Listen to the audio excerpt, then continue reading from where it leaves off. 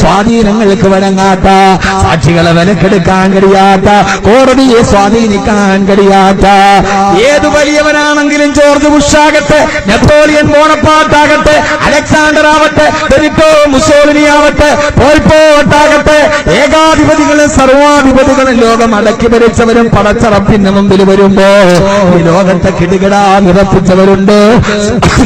പണ്ഡിതന്മാരുണ്ട്, സൂഫി വര്യന്മാരുണ്ട്, ഞാനും നിങ്ങളും അടക്കമുള്ള അർദ്ധപാപികളുണ്ട്.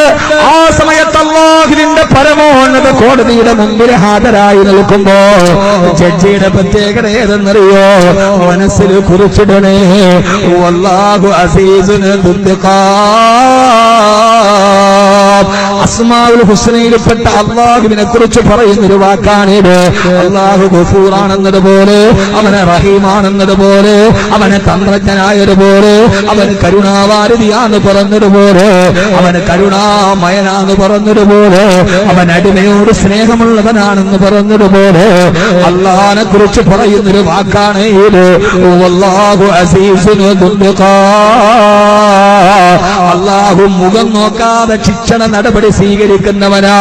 അവിടെ മുഖം നോക്കലില്ല, ഭരിക്കുന്ന മന്ത്രി എന്ന പരിഗണനയില്ല, അധികാരമുള്ളവനെന്ന പരിഗണനയില്ല, വാക്കവി എന്ന പരിഗണനയില്ല, സാധാരണക്കാരനെന്ന പരിഗണനയില്ല, ഹാഫിൾ എന്ന പരിഗണനയില്ല, ആലിമെന്ന പരിഗണനയില്ല, വായിലെന്ന പരിഗണനയില്ല.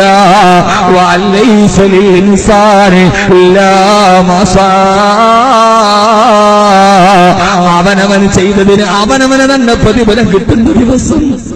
അന്നാർക്കും പരിഗണനയില്ല, അന്നൊരാളുടെയും മുഖം അല്ലാഹു നോക്കുകയില്ല. അല്ലാഹു പറയും അവനെ വിളിച്ചിട്ട്, നേരെ പ്രതിക്കൂട്ടിലോട്ട് കയറി നിൽക്കടാ. അതാ പ്രതിക്കൂട് തയ്യാറായി, അവിടെ നിന്ന് പേര് വിളിക്കപ്പെടുകയാണ്. വജാ റബ്ബുക വൽ മലകു സഫൻ സഫാ, വജാ റബ്ബുക വൽ മലകു സഫൻ സഫാ. മലക്കുകളെല്ലാം സഫ് സഫായി നമ്മളെ വലയം ചെയ്തു നിൽക്കുന്നു.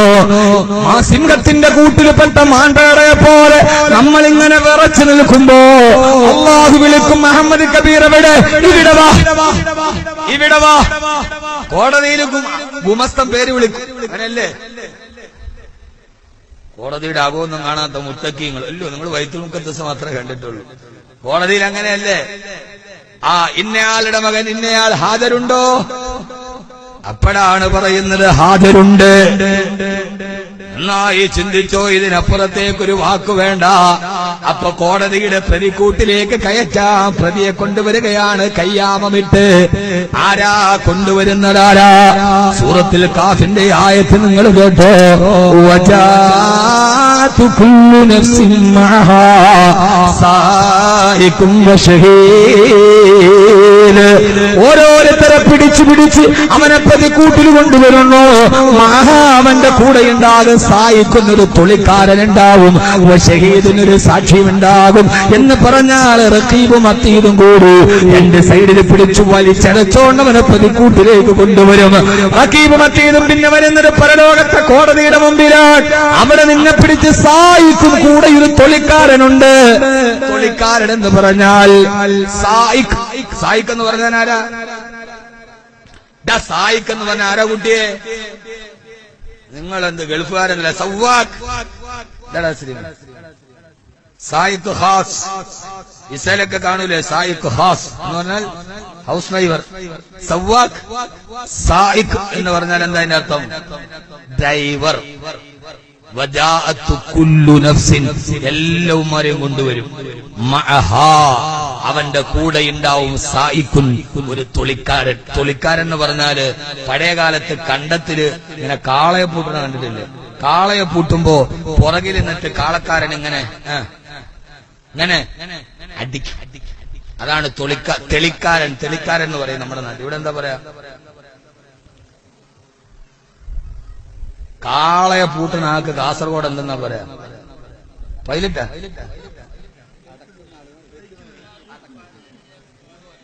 ആ ഒന്നും പറയണില്ല.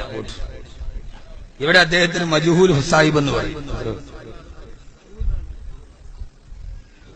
ആ ഉടുതുന്ന ആള് അല്ലേ? ഊന്ന ആള് അല്ലാത്തങ്ങനെ നിങ്ങളുടെ ഭാഷ ഭയപ്പതേ ഉള്ളൂ. അള്ളാഹു നമുക്ക് ബോധം നൽകുമാറാകട്ടെ. അള്ളാഹു നമുക്ക് ബോധം നൽകുമാറാകട്ടെ. സഹോദര സഹോദരിയും മനസ്സിരുത്തി ചിന്തിക്ക്. കാളയെ വയലിലിട്ട് ഉടുകുമ്പോ, കാള ഉടുകുന്ന സമയത്ത് ഉടുകാൻ മടി കാണിക്കുമ്പോ തെളിക്കാരൻ ചാട്ടവാറ് കൊണ്ട് കാളയെ അടിക്കാറുണ്ട്.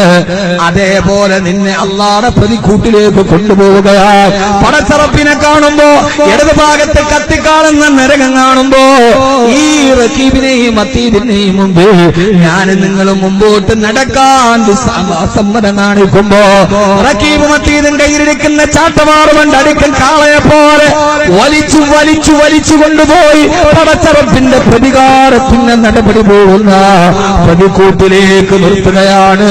റക്കീബും അത്തീദും നിന്നെ അടിച്ച് തെളിക്കാരനെ പോലെ കൊണ്ടുപോവുകയാണ്.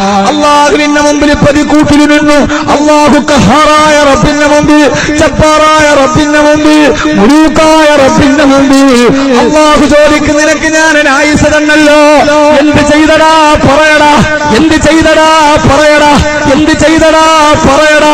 അപ്പോഴാണ് നമ്മൾ പറയുന്നത്, അല്ലാഹു ഞാൻ നിസ്കരിച്ചു റബ്ബേ, നോമ്പ് പിടിച്ചു റബ്ബേ, തസ്ബീഹ് ചെയ്തു റബ്ബേ.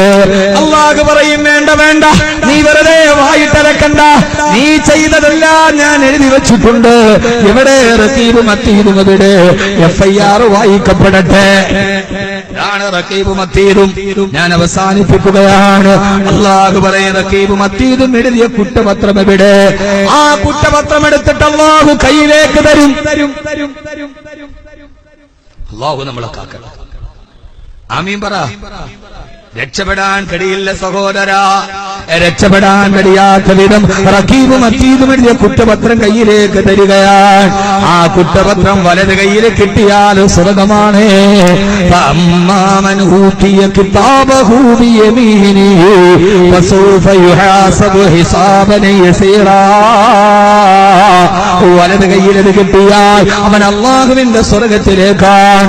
വഅമ്മാമൻ ഊതിയ കിതാബഹു ബിശിമാലി, ആ കുറ്റപത്രം ഇടത് കയ്യിൽ കിട്ടിയവന് അവന്റെ കഥ കഴിഞ്ഞത് തന്നെ. പിന്നെ അവന് ജീവിതത്തിൽ ഒത്തിരി ബുദ്ധിമുട്ടേണ്ടി വരും. അല്ലാഹു ആ കുറ്റപത്രം എന്നിട്ട് പറയും, ഇഖ്റ കിതാബക, വായിക്കടാ നിന്റെ കുറ്റപത്രം. കുറ്റപത്രം ആഖിറത്തിൽ വായിച്ചു കേൾപ്പിക്കില്ല, അവനവൻ തന്നെ വായിക്കണം. എഴുന്നേറ്റ് നിന്ന് വായിക്കടാ. ഇഖ്റ കിതാബക, വായിക്കടാ നിന്റെ കിതാബ്. ഈ കുറ്റപത്രം നീ തന്നെ വായിക്കടാ. കാസർഗോഡുകാരെ, ബോവിക്കാരൻകാരെ, സഹോദര സഹോദരി, പടച്ചറപ്പിന്റെ പ്രതിക്കൂട്ടിലിരുന്ന് ജീവിതത്തിൽ ചെയ്ത തമ്മാടിത്തരങ്ങൾ, ജീവിതത്തിൽ ചെയ്ത നന്മകൾ, ജീവിതത്തിൽ ചെയ്ത തിന്മകൾ ലോകത്തിന്റെ കോടാനു കോടാനു കോടാനു കോടി ജനങ്ങളുടെ മുമ്പ് അവനവൻ ചെയ്തത് അവനവൻ തന്നെ വായിക്കുന്നൊരു സന്ദർഭമുണ്ട്. ആ സന്ദർഭത്തെ ഖുർആൻ എത്ര മനോഹരമായിട്ട് പറയുകയാണ്. വൗലിഅൽ കിതാബു ഫതറൽ മുജ്രിമീന മുശ്രികീന മിമ്മാ ഫീഹി യഖൂലൂന യാ വൈലതനാ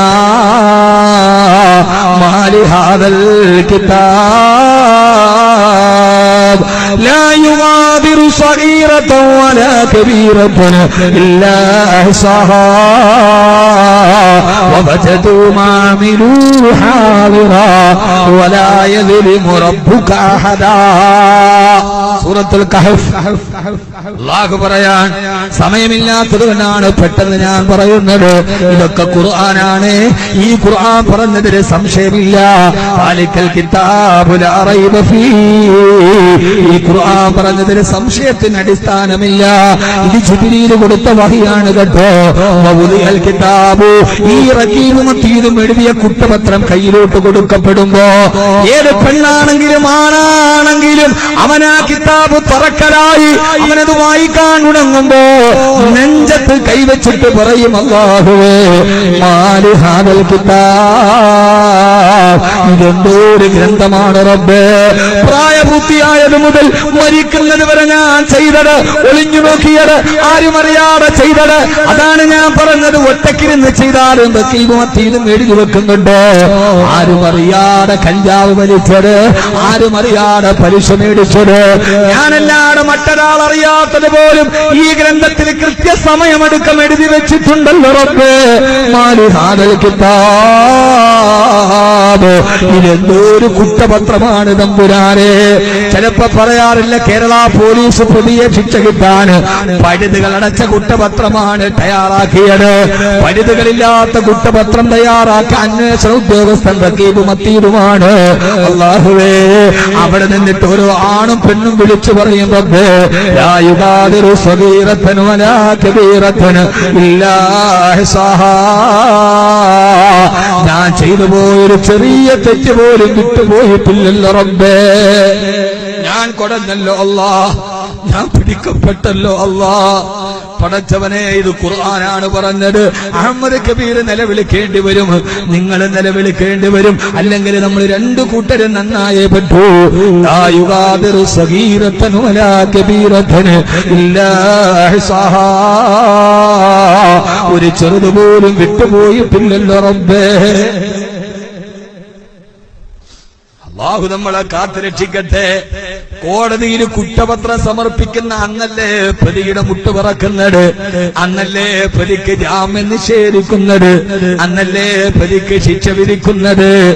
ആ ചെയ്ത തെറ്റുകളാണ് കൂടുതലെങ്കിൽ ഫരീഖും ഫിൽ ജന്ന വ ഫരീഖും ഫിസ്സഈർ. അല്ലാഹുവിന്റെ മലക്കുകൾ അവരെ കത്തിക്കാളുന്ന നരകത്തിലോട്ട് വലിച്ചെറിയുമെന്ന് അല്ലാഹുവിന്റെ വിശുദ്ധ ഖുർആൻ. അതുകൊണ്ട് എന്റെ പ്രിയപ്പെട്ട സഹോദരങ്ങളോട്, പൊന്നു സഹോദരിമാരോട് ഹൃദയത്തിന്റെ ഭാഷയിൽ എനിക്ക് പറയാനുള്ളത്, ഞാൻ നിങ്ങളെ വിമർശിക്കുകയല്ല, ഈ വാക്കവിമാര് വെറുതെ തൊണ്ടയിട്ട് പ്രസംഗിക്കുകയല്ല. അൽഹംദുലില്ലാഹ് സുമ്മ അൽഹംദുലില്ലാഹ്. അല്ലാഹു ഞങ്ങൾക്ക് നൽകിയ സൗഭാഗ്യത്തിന് ഞങ്ങൾ തൃപ്തരാണ്. അല്ലാഹുവിന്റെ ദീൻ പറയാൻ കിട്ടിയ അവസരത്തിലൊക്കെ പറഞ്ഞിട്ടുണ്ട്. ആയിരക്കണക്കിന് ചെറുപ്പക്കാരുടെ ഹൃദയത്തിൽ ഈമാന്റെ വെളിച്ചം വീശിയിട്ടുണ്ട്. ഭൂമിക്കാലത്ത് അല്ലമീന്റെ പ്രവർത്തകര് നടത്തിയ ഈ സദസ്സില് ഏതൊക്കെ ചെറുപ്പക്കാരന്റെ ഹൃദയത്തിന് വെളിച്ചം വീശിയോ, ആർക്കൊക്കെ ഇതിനെക്കുറിച്ച് ബോധമുണ്ടായോ, ഏതൊക്കെ പെൺകുട്ടികളുടെ മനസ്സിൽ ഇതിനെക്കുറിച്ച് ബോധമുണ്ടായോ. ഈ ഓടി വന്ന് ഈ തിരക്കിന്റെ ഇടയിൽ 400 കിലോമീറ്റർ സഞ്ചരിച്ചിട്ട് ഞാൻ ഈ പറഞ്ഞ ഖുർആനായത്തുകൾ, ഖുർആൻ അല്ലാതെ ബാക്കിയൊന്നും ഒന്നും പറഞ്ഞിട്ടില്ല. പടച്ചവനെ അല്ലാഹുവേ, ഈ വിനീതന്റെ പ്രഭാഷണത്തിന്റെ എഡിറ്റിംഗ് നിർവഹിക്കുന്ന സാസ്ക്രിയേഷൻ നീ ആ സഹോദരങ്ങളെ കാക്കണേ അല്ലാ, കാക്കണേ അല്ലാ.